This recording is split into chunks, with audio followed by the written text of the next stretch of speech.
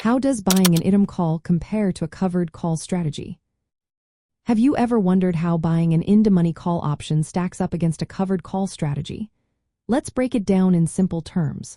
First, an in-the-money call option is a type of option where the strike price is lower than the current market price of the stock.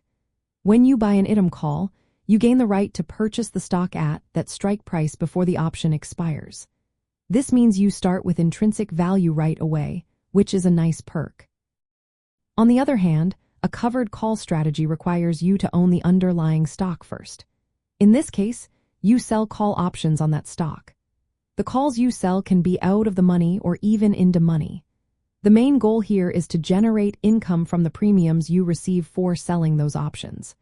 However, if the stock price rises above the strike price, you may have to sell your shares if the option is exercised. Now let's talk about capital and risk. Buying an ITM call typically requires less capital than purchasing the stock outright. You only pay the option premium upfront, and your maximum loss is limited to that premium.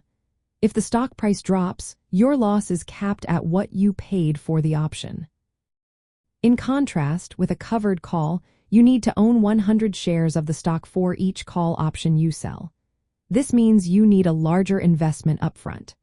While the premium you earn from selling the calls can provide some income, you still face the risk of the stock price falling.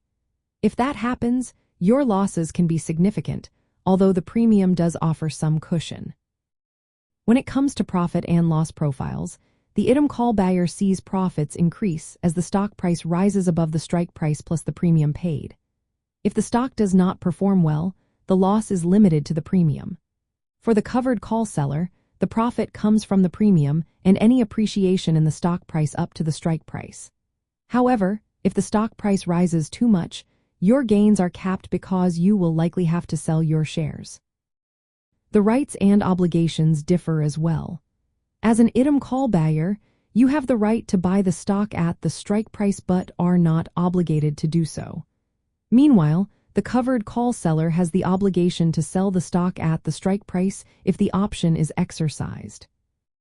In terms of market outlook, buying an ITM call is often used when you expect a significant upward movement in the stock price but want to invest less capital.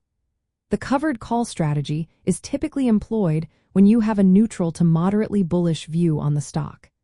This strategy aims to generate income while potentially selling the stock at a target price.